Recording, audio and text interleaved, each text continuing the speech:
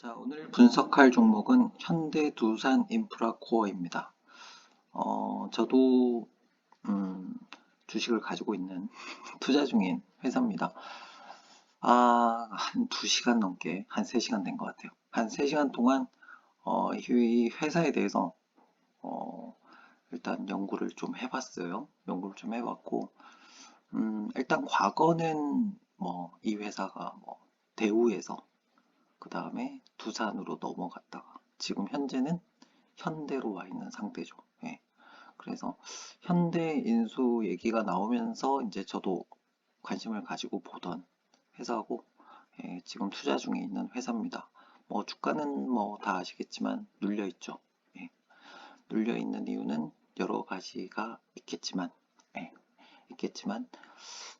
제가 그걸 좀 분석을 좀 해봤어요. 이 회사가 어, 어떤 강점이 있는지, 약점이 있는지, 이런 거 좀 알아보고, 그 다음에 앞으로 어떻게 가야 될지에 대해서 좀 고민을 좀 해봤어요. 제가 이 회사의 어, 직원이라고 생각하고, 저는 사업 계획을 했던 사람이니까, 이 회사가 앞으로 어떻게 가야 될지에 대해서 좀 고민을 해봤고, 주주의 입장에서는 뭐냐면, 이 회사가 정말 바람직한 방향으로 가는지, 이걸 좀 지켜봐야 될 것 같아요. 그래서 제가 말씀드린 내용이 정답이 아닐 수는 있지만 그래도 바람직하게 가고 있다면 우리는 투자를 계속 할 것이며, 만약에 우리가 생각한 것과 다르게 이상한 길로 가고 있다면 우리는 투자를 멈춰야 될 것 같아요. 왜냐하면 과거는 이제부터 중요하지가 않을 것 같거든요. 앞으로는 과거가 중요한 게 아니고 이 회사는 제가 볼 때 미래가 중요한 것 같아요.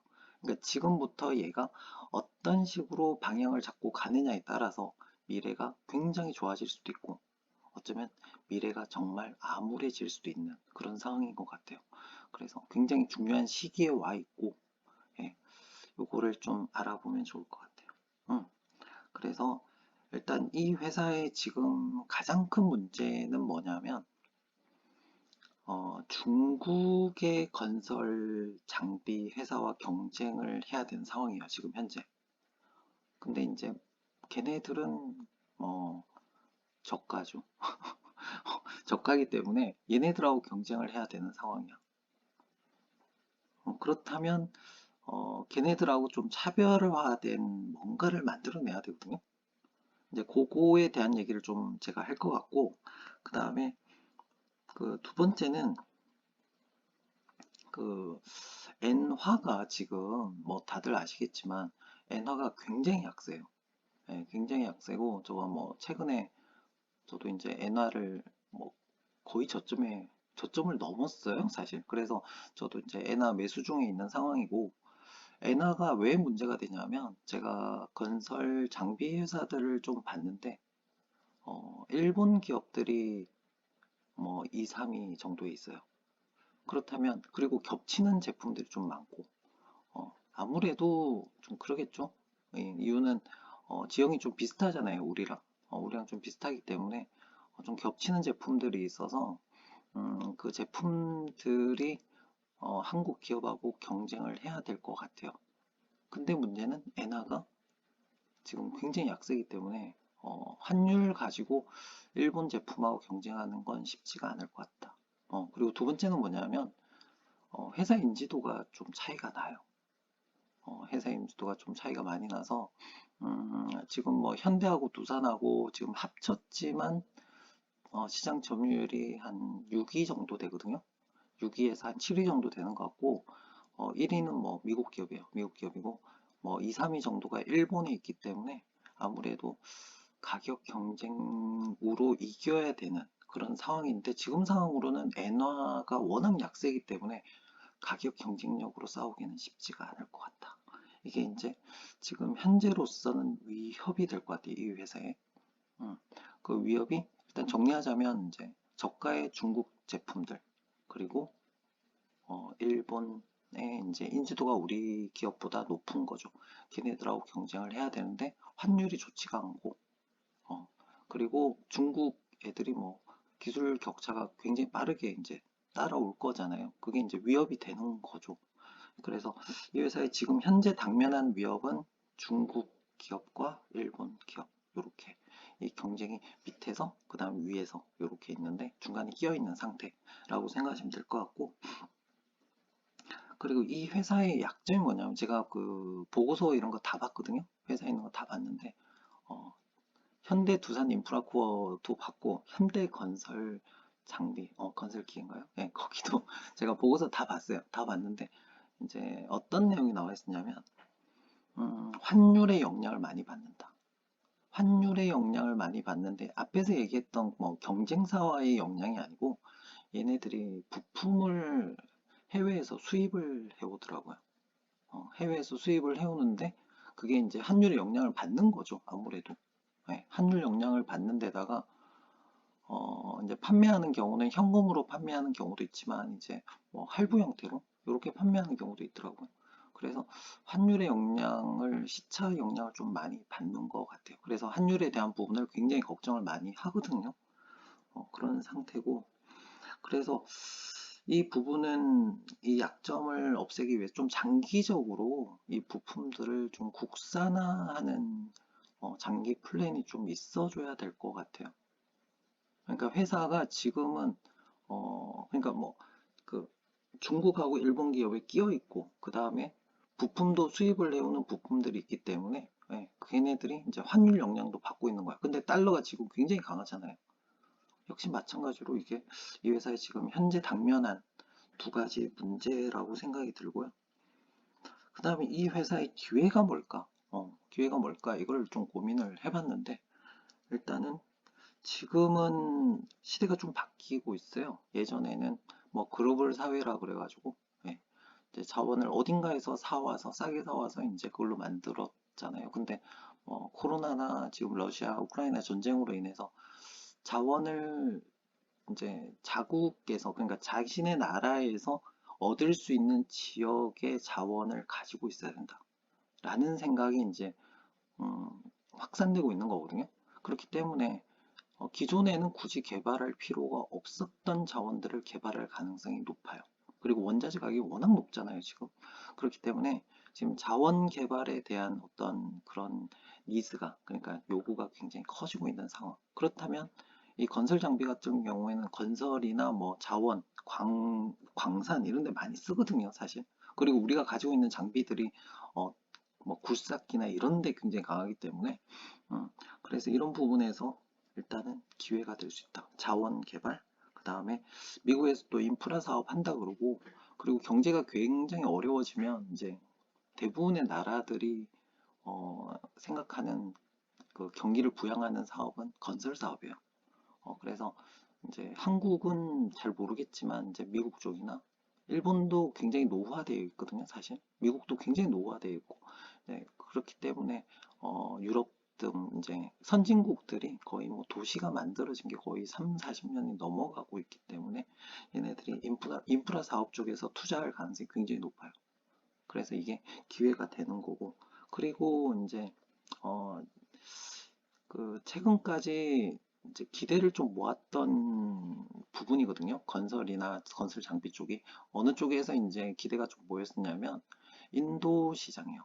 그래서 인도가 이제 개발을 막 시작하면서 개발할 게 워낙 많을 것 같아요. 땅도 크고. 네. 그렇기 때문에 인도 시장에 대한 기대감으로 조금 올랐다가 지금 코로나 때문에 사실은 좀 멈춰 있는 상태거든요. 그래서 우리가 코로나 이전에 생각해 보면 뭐 삼성도 인도로 들어가고 그래서 대기업들이 인도로 이제 들어가는 그런 분위기였다가 코로나 때문에 지금 잠시 멈춰 있는 상태인 것 같아요. 그래서 기회는 제가 볼 때는 인도 시장, 중국 시장은 이제 뭐 큰 의미가 없을 것 같고 새로운 인도 시장 굉장히 큰 시장이죠. 그리고 유럽 시장. 최근에 뉴스 보니까 뭐 그런 내용이 나오더라고. 현대와 이제 두산이 만났잖아요. 만났는데 현대 두산 인프라코가 이제 그 가지고 있는 기술들이 있는 거죠. 자체 기술들이 있는데 그 중에서 이제 같이 만나서 이제 혹한기에 그러니까 굉장히 추운 날씨에 장비가 이상이 없이 돌아갈 수 있는 그런 노하우가 있었던 것 같아요. 그래서 둘이 만나서 이제 그런 부분에 대한 같이 연구를 하고 이렇게 한다 이런 내용이 나왔어요. 이제 그래서 시너지가 나오는 거죠. 근데 제가 볼 때 그 혹한기나 이런 굉장히 추운 곳에서 자원이 나올 가능성이 상당히 높아지고 있잖아요. 뭐 다들 아시겠지만 뭐 러시아나 우크라이나나 이쪽에 이제 뭐 굉장히 춥죠, 겨울에. 어, 그런 지역에서도 장비가 이상이 없어야 되니까. 그리고 지금 각광받는 부분 중에 하나가 어디냐면 지금 북극 시장이 열리고 있거든요. 북극이 녹고 있잖아요. 그래서 그쪽에 이제 광물을 이제 작업하러 가야 돼. 근데 굉장히 추운 지역이야. 그렇다면 그런 기술들이 필요하다라는 거거든요. 그래서 그 기사 보면서 그래 방향은 맞는 것 같다 이런 생각이 좀 들었어요. 그리고 이제 좀 기대되는 부분이 북한이죠, 사실. 네, 북한의 자원이 원체 많기 때문에 북한이 열리면 뭐 저는 매번 얘기하지만 북한이 열리면 코스피는 3배 가요. 코스피는 3배 간다고 저는 얘기하거든요. 왜냐하면 죽어있는 이런 건설이나 이런 쪽의 산업들이 어, 거의 뭐 진짜 10배 가까이 오를 수도 있어요. 예, 그렇기 때문에 북한이 열린다면 정말 좋은 시대가 열리는 거죠. 예. 그럼 뭐 제가 매번 보지만 현대 쪽 그 회사들은 북한 열리면 무조건 가요. 예. 다 거의 다 이제 북한이 열리면 살아날 회사들만 굉장히 많이 있거든요. 네, 그렇기 때문에 북한 쪽 열리면은 좀 좋아질 것 같다. 뭐 이건 좀 먼 얘기기는 해요. 그래서 일단 기회는 제가 보기에 자원 개발을 굉장히 가속화할 가능성이 높다. 그럼 건설 기계가 들어가겠죠. 그 다음에 인도 시장, 새로운 신흥 시장이 열리는 거예요. 큰 시장이. 그러니까 중국이 이제 열렸을 때 굉장히 수혜를 받거든요. 수혜를 받기 때문에 인도가 이제 활짝 열리면 좋아질 것 같다. 그리고 뭐 유럽 쪽이나 이런 좀 추운 지역 이쪽에 북극 지역 이런 데에도 새롭게 이제 자원 개발을 할 가능성이 높고 그다음에 선진국 쪽에서 인프라 사업을 할 가능성이 높다. 그래서 어떻게 보면 그 건설 쪽이 기회긴 기회예요. 저도 건설이나 건설 장비 쪽에 굉장히 관심이 많은 이유가 좋아질 것 같다라는 생각을 하고 있고 그리고 지금 원유가 굉장히 높잖아요. 원유가 굉장히 높기 때문에 원유 가격이 높기 때문에 중동 지역도 다시 이제 건설 붐이 좀 불 수도 있겠다. 근데 이제 조건은 그거죠. 유가가 높은 가격에서 계속 유지가 돼줘야 돼요. 돼줘야 되는데 요거는 확신할 수는 없어요. 확신할 수는 없지만 그래도 또 다른 뭐가 될 수, 기회가 될 수도 있겠다. 그래서 중동, 인도, 그 다음에 선진국들, 선진국들 그리고 북극 지역, 그 다음에 추운 지역, 예, 러시아나 우크라이나 이쪽에 자원이 많은 나라들이 있거든요. 전쟁이 끝나야죠. 전쟁이 끝나야 되고 그 다음에 마지막 히드는 북한, 예, 북한까지 열리면 뭐 날라가겠죠. 예. 그렇게 생각하시면 되고. 아, 그리고 북한 얘기하면, 야, 북한 가지고 뭘 어떻게 해? 이렇게 얘기하시는데, 북한이 열리면 북한 위에 붙어 있는 동북 삼성이 다 열려요. 어마어마한 시장이 열려요. 그러니까 북한만 열리는 게 아니라 남북이 연결이 되면 중국, 중국인 동북 삼성 지역이 싹 열려요. 네, 그렇기 때문에 북한의 의미는 굉장히 크다라고 생각하시면 될 것 같고, 자, 그래서 기회는 이렇게 정리하면 될 것 같아요. 그래서 저희 결론이 뭐였냐면 결론이 그리고 이 회사의 장점이 하나 있죠. 장점은 현대 계열이다. 어, 기술이 있거든요. 근데 뭐 제가 이 건설 쪽에 뭐 일은 해보지는 않았지만 지금도 중장비 뭐 자격증 따야 되고 막 그러잖아요. 네, 그런 상황이기 때문에 아마도 옛날 방식 그대로 어, 이지 않을까라는 생각이 들어요. 그래서 현대가 인수하면서 이 회사가 가장 빠르게 뭔가를 할 수 있다. 그리고 제가 이제 뭐 저희 멤버들한테 한 얘기가 있어요. 어, 옛날 굴뚝 사업이 어, 2차 산업이잖아요. 2차 산업이 날아갈 수 있는 방법은 딱 하나다. 뭐라고 얘기하냐면 2차 산업에 4차 산업을 붙이면 날아간다. 관련된 일로. 그러니까 전혀 뜬금없이 가면 안 되고 자기가 하는 업종에서 4차 산업을 딱 접목하는 순간 얘는 날아간다. 무조건 주가 날아간다. 라고 저는 말씀을 드리거든요. 그러면 이 건설 장비, 건설 기계 장비에서 4차 산업을 붙인다면 뭐가 될까요? 저의 결론은 이거였어요. 결론은 중국 기업들 저가 제품들 밀어내고 그 다음에 일본과의 어떤 경쟁에서 우리가 이길 수 있는, 그러니까 가격 경쟁이 아니고 기술적인 측면에서 이길 수 있는 방법이 무엇일까에 대한 저의 답은 이 2차 산업의 회사에서 뭘 붙이면 된다? 4차 산업을 갖다 붙이면 끝난다. 그러면 사용자 입장에서는 편의성을 제공할 수 있죠. 편의성과 그 다음에 효율을 높일 수 있고, 그리고 안정성을 안전하게 이제 건설을 할 수 있는 거거든요. 이게 뭐죠? 결론은 스마트예요. ICT. 그러니까 통신과 소프트웨어를 넣은 이런 스마트 건설 장비를 만들면 얘는 저는 날아갈 거라고 봐요. 그리고 좀 상상도 해봤는데, 땅을 파잖아요. 땅을 파는데 우리가 땅을 파봐야 알잖아. 막 파다 보면 돌이 나왔네. 예, 큰 돌이 나오잖아요. 예. 근데 그게 아니고 이렇게 땅을 파기 전에 이렇게 딱 스키밍을 해서 밑에 있는 지질에 뭐가 있는지 볼 수 있는 뭐 그런 거. 그 다음에 장비 자체가 굉장히 크거든요, 이게. 근데 그 운전을 하려면 굉장히 불편하죠. 왜냐하면 이게 뭐 공사장이 넓은 지역일 수도 있고 도심일 수도 있잖아요. 그래서 현대건설기계의 어떤 그 보고서의 내용에 보니까 좀 소형화해야 된다 이런 얘기가 나와 있더라고. 도시에 들어가야 되니까 소형화될 필요가 있다 이런 얘기가 나오는데 저는 소형화도 중요하지만 뭐도 중요하냐면 그걸 그 좁은 지역에서도 안전하게 움직일 수 있는 그런 스마트한 어, 그런 ICT 기반의 어떤 그런 게 필요하지 않을까. 그래서 현대가 잘할 수 있을 것 같거든요. 제가 볼 때. 현대가 굉장히 잘할 수 있을 것 같고, 최근에 뭐 로봇도 인수했잖아요. 그렇기 때문에, 현대 자동차의 기술과, 그 다음에 그 보스턴 다이나믹스의 기술. 예, 제가 그 IBM 제가 분석할 때도, 그거를 얘기를 했었거든요. 예, 공장 자동화에서 이제 로봇이 들어가서 뭔가 하는. 예, 그런 걸 얘기했었는데 그리고 그 로봇을 뭐가 보냐면 태블릿으로 이렇게 보면서 조정하고 문제를 해결하는 거였거든요. 어, 그렇기 때문에 제가 볼 때 이 기술도 접목하면은 참 괜찮을 것 같다. 그런 생각이 들었어요. 그래서 현대가 다 가지고 있는 걸 이용해서 얘를 스마트하게 만들면은 일단 뭐 중국 애들 밀어내고 왜냐하면 뭐 중국의 그 회사들 이런 회사들이나 일본의 회사들이 현대처럼 다 가지고 있지는 않을 거예요. 이 분야에서는 뭐 굉장히 인지도가 높지만 현대처럼 모든 걸 다 가지고 있는 회사는 아니거든요. 그렇기 때문에 제가 볼 때는 이 회사가 앞으로 이런 뉴스가 나왔으면 좋겠다라는 생각이 들어요. 현대차와 보스턴 다이나믹스와 같이 스마트한 건설 기계를 만들겠다.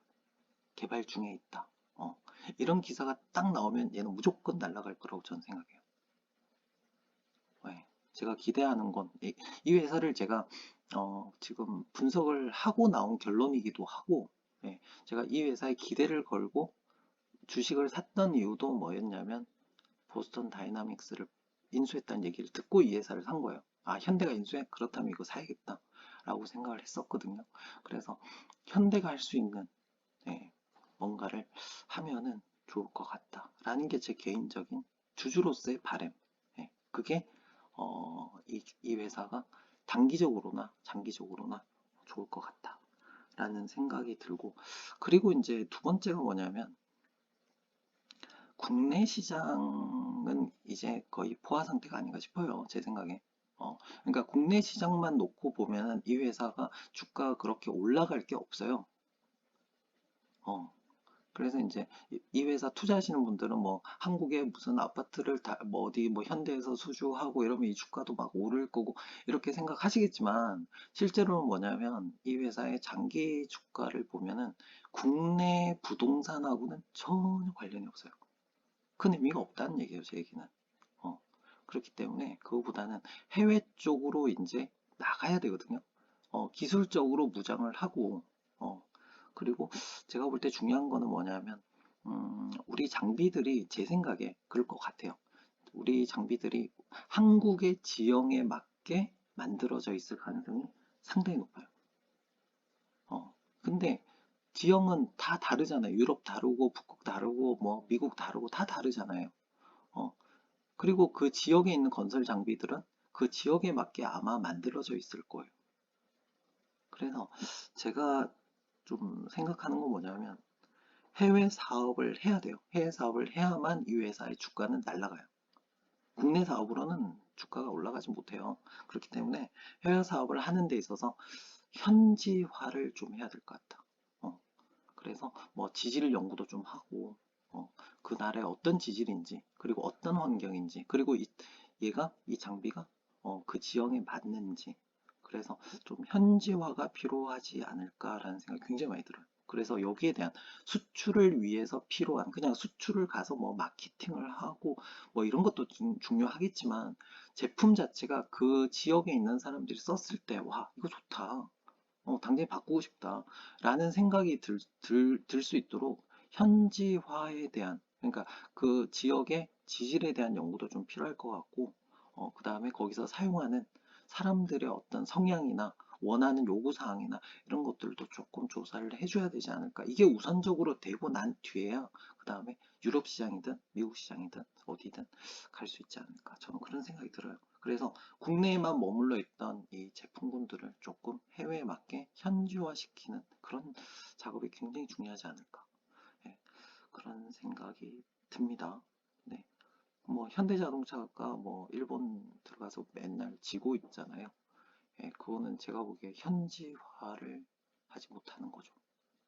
예, 일본 시장 굉장히 큰 시장이거든요. 자동차 시장이 1억 인구이기 때문에 굉장히 큰 시장이지만 현대가 맥을 못 추는 이유는 현지화에 실패한 것 같다. 그리고 현지화하면서 포지셔닝을 좀 잘 못한 것 같다.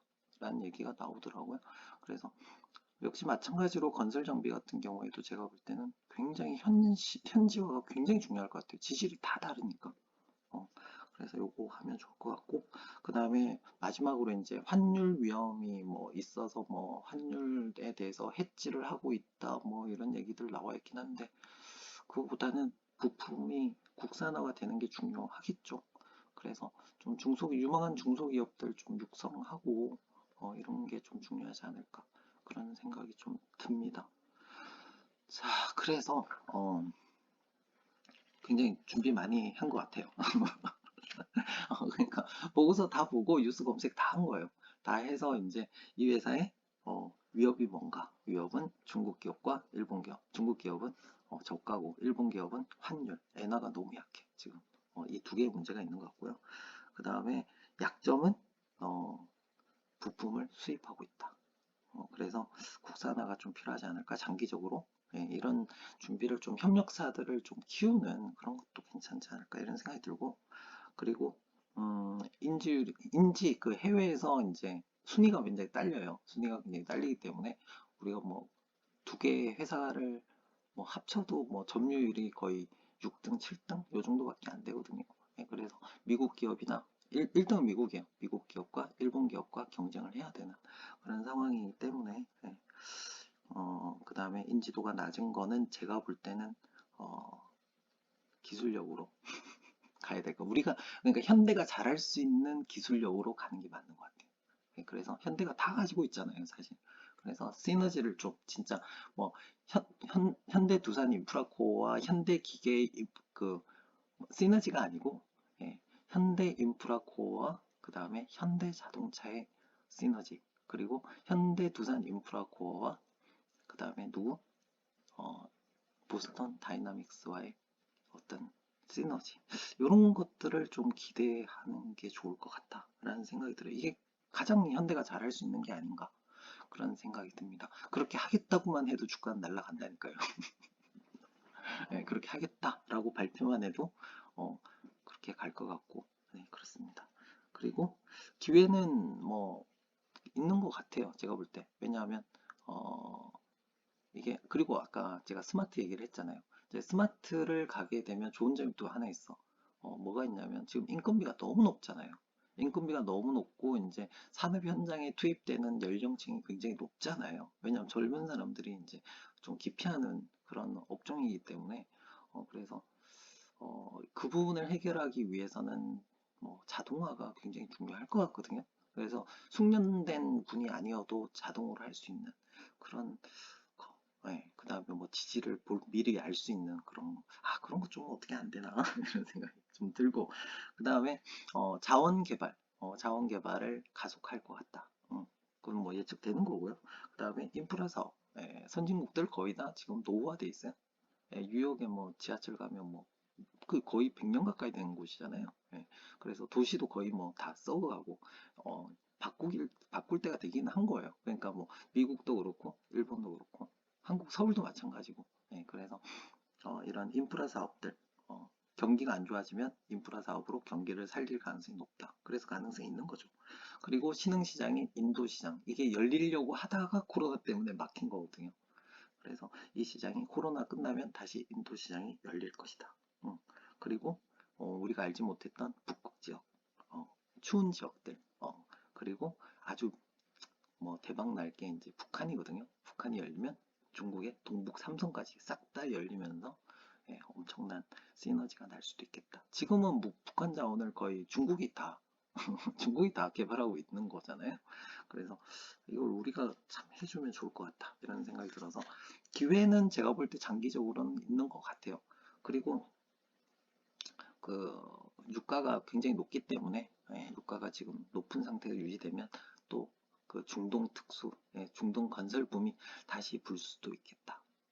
제가 사실은 이것 때문에 건설사에 좀 관심이 많은 편이에요. 사실은 지금 현재 그런 상태고, 뭐 기회는 굉장히 많은데 이 기회를 먹을 수 있는 그런 준비를 하고 있는지, 이게 중요하다고 제가 말씀드리는 거예요. 그래서 결론적으로 이 회사는 앞으로 어떻게 갔으면 좋겠다.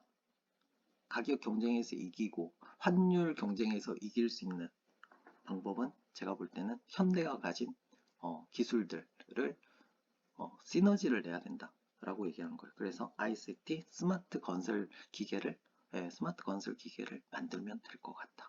이게 이 회사의 미래가 되지 않을까? 저는 그렇게 생각해요. 모든 것을 다 해결할 수 있는 그런 어떤, 그래서 아까 얘기했던 게 2차 산업에서 뭐가 붙으면 4차 산업이 붙는 순간 그 회사 주식은 날아간다라고 말씀드린 거예요. 이 회사뿐만 아니라 2차 산업 중에서 혹시 4차 산업을 접목하겠다라는 뉴스가 나오면 그 회사는 굉장히, 근데 뭐 전혀 별개의 사업을 하면은 그건 아니고, 자기가 관련된 사업에서 4차 산업을 딱 가져온다. 그러면 얘는 날아간다는 거예요. 테슬라가 마찬가지잖아요. 자동차는 2차 산업이에요. 2차 산업인데 거기다 뭘 붙여? 자율주행을 딱 붙이는 순간 얘가 전기차에 날아가는 거예요. 테슬라의 가치는 제가 볼 때 전기차에 있는 게 아니고 어디에 있죠? 자율주행 소프트웨어에 있는 거잖아요. 그래서 요거를 제 생각에 이 회사가 주가가 날아가려면 뭘 붙여야 돼? 4차 산업을 붙여야 돼. 근데 얘네가 다 가지고 있는 거니까 시너지만 잘 내면 대박이 날 수도 있겠다 이런 생각이 들었고요. 그리고 이제 국내 사업, 뭐 부동산 이런 거 가지고 이제 이 주가를 판단하면 안 돼요. 해외 사업을 어떻게 나갈 건지. 그러려면 현지화를 위해서 그런 연구들이 좀 필요할 것 같다라는 거거든요. 그러니까 우리나라 지형에 맞춰서 만들어진 제품들을 현지에서 어떻게 쓸 수 있는지, 그리고 사용자가 뭘 요구하는지 이런 것들을 조금 공부할 필요가 있다. 마케팅보다 이게 더 중요하지 않을까라고 저는 감히 생각합니다. 그리고 마지막으로 환율의 영향을 받는 부품 수입하는 거. 요거는 국내 중소기업들 좀 키웠으면 좋겠다. 이런 생각이 좀 듭니다. 그래서 국산화는 좀 쉽지는 않겠지만 좀 장기적으로 봐서 이제 뭐 국가에 좀 요청을 해도 될 것 같고 이제 그런 식으로 진행하면 참 좋겠다 이런 생각이 듭니다. 그래서 현대 두산 인프라코아의 결론은 이거 같아요. 제가 보기에 결론은 과거는 이제 중요하지 않다는 거거든요. 과거는 이제 중요하지 않다요. 이제부터 네가 어떻게 할 거냐에 따라서 어, 위협이 기회가 될 수도 있고 약점이 강점이 될 수도 있고 지금 주가 정말 바닥이거든요. 바닥이지만 정말 기대 이상으로 초인류 기업이 될 수도 있겠다. 라는 기대를 하게 되는, 하지만 이 회사가 어떤 방향으로 갈지는 저도 잘 모르죠. 예, 모르고 우리는 주주 입장에서 이것만 선택하면 돼요. 얘가 앞으로 미래에 맞는 아주 좋은 방향으로 나아간다. 그렇다면 우리는 투자를 계속 하는 것이고요. 만약에 얘가 이상한 짓을 한다. 뻘짓한다. 그러면 우리는 그냥 투자를 멈추면 되는 거예요. 그게 이 회사에서 가장 무서워하는 거거든요. 그러니까 주주가 계속 투자를 해주느냐, 아니면 주주들이 이 회사를 버리느냐, 이거에 따라서 달라지는 거기 때문에 제가 볼 때는 우리는 냉정하게 얘가 옳은 방향으로 간다면 계속 투자하고, 그렇지 않다면 우리는 과감하게 버릴 수밖에 없다는 거예요. 네, 이렇게 생각하시면 좋을 것 같고, 제가 주제 넘게 회사의 앞으로 미래까지 분석하는 그런 일이 발생했네요. 좀 잘 했으면 좋겠어요. 저도 주주니까. 뭐 큰 주주는 아니지만 예, 잘 했으면 좋겠다 이런 생각에 제가 정말 열심히 분석했어요. 그리고 정리까지 다 했거든요. 좀 도움이 됐으면 좋겠습니다. 투자하시는데. 자, 지금 이게 현대 두산 인프라코어의 주가예요. 이게 장기 차트거든요. 월봉이고 여기 보시면 아시겠지만 좋은 시절이 있었잖아요. 이게 그 중국 특수잖아요. 중국 특수. 새로운 시장이 열리면 이렇게 날아간다니까요. 그래서 한국의 부동산 보면서 이거 투자하시면 안 된다고 얘기 계속 드리는 거예요. 얘가 세계 시장으로 나가는 순간 주가는 날아가요. 지금 여기 가격이 있지만 지금 현재 가격이 얼마예요? 지금 6,480원인데 이 가격 자체가 의미가 없다니까요. 사실은. 뭐 내렸네, 올랐네 이 얘기를 할 필요가 없어. 왜? 얘가 정말 미래에 정말 제대로 하면 얼마가 될 수 있냐면 고점이 얼마인지 알려드릴까요? 37,000원이에요. 37,000원이요. 보수적으로 잡아도 여기가 37,000원이라고. 그래서 제가 말씀드린 거예요. 지금 현재 이거 중요한 거 아니라는 거야. 앞으로 얘가 어떻게 하는지에 따라서 지금 6,480원짜리가 37,000원이 될 수도 있다는 거예요. 66, 36이잖아요. 6배잖아요, 최소. 이 중국이 열렸을 때 이렇게 날아간 거거든요. 그러면 얘가 앞으로 어떻게 하느냐에 따라서 시장은 인도 시장도 있고 많은 기회가 있으니까 어떻게 변신해서 나아가느냐에 따라서 얘의 주가는 달라진다. 하지만 위협은 중국 기업이나 일본 기업들의 위협이 된단 말이에요. 그럼 걔네들하고 이기기 위해서는 뭐야? 현대가 잘할 수 있는 뭔가를 해서 국내가 아니고 해외로 나가야 된다고 제가 얘기하는 거예요. 그러면 우리 주주의 입장에서는 6배의 수익이 날 수도 있다는 거거든요. 어, 인수합병할 때 그 현대 두산 인프라코어 사장님이 하셨던 얘기가 저는 아직도 기억이 나요. 어, 유상증자 하면서 주가 많이 떨어졌죠.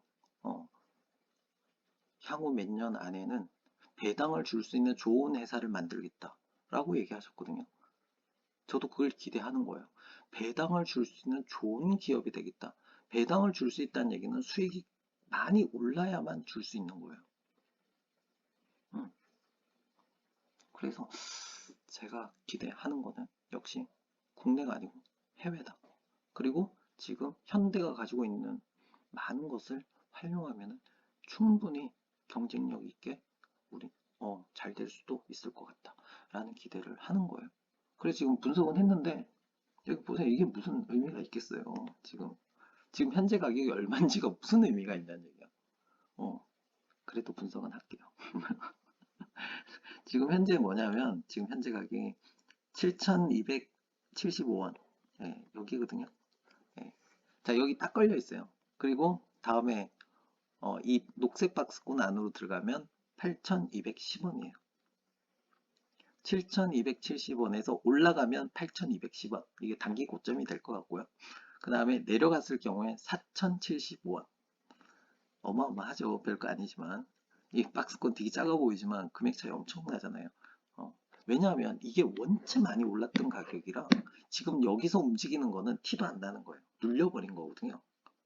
얘가 많이 올라간 상태에서 떨어졌기 때문에 이 공간이 되게 좁게 보이는 거지만 실제로는 뭐냐면 꽤 큰 차이죠. 예. 자, 어쨌든 다시 위로 올라가기를 바라면서 자, 그래서 7,275원에서 단기적으로 올라가게 되면 8,210원이 갈 수 있고요. 단기적으로 내려오면 4,075원이 갈 수 있어요.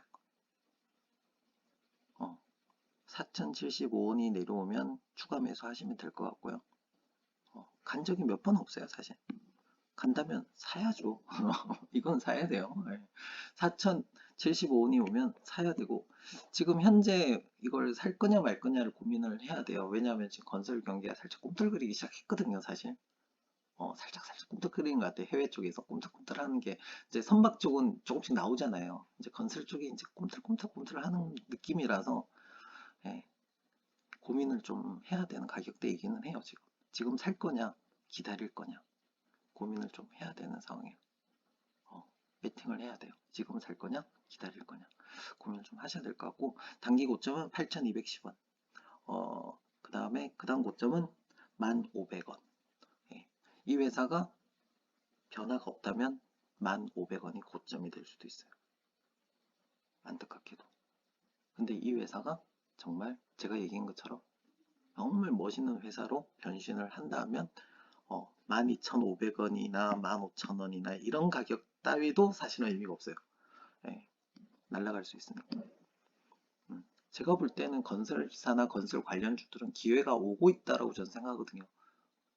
그렇게 멀지 않은 미래.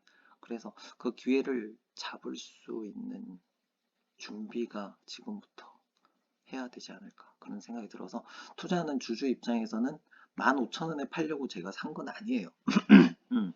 15,000원에 팔고 싶은 생각 없고, 예, 열심히 해서 37,500원, 37,000원대까지 가는 그런 미래를 좀 기대해 봅니다. 예, 우리는 주주로서 이 회사가 그렇게 갈 수 있는 회사인지 아닌지를 계속 확인하시면 돼요. 갈 것 같은 어떤 방향을 가지고 열심히 한다. 그러면 우리는 계속 투자를 하면 되죠. 왜냐하면 지금 가격도 올라가는 가격에 비하면 굉장히 싼 가격이에요. 근데 만약에 그런 방향이 아니라 이상한 일만 한다. 말도 안 되는 기사만 계속 나와. 그렇다면 우리는 투자를 멈추면 돼요. 네. 그렇잖아요. 어, 개인 투자가들이 좋은 이유가, 좋은 장점은 딱 하나 있어요. 뭐냐 하면 사고 싶을 때 사고 팔고 싶을 때 팔면 돼요.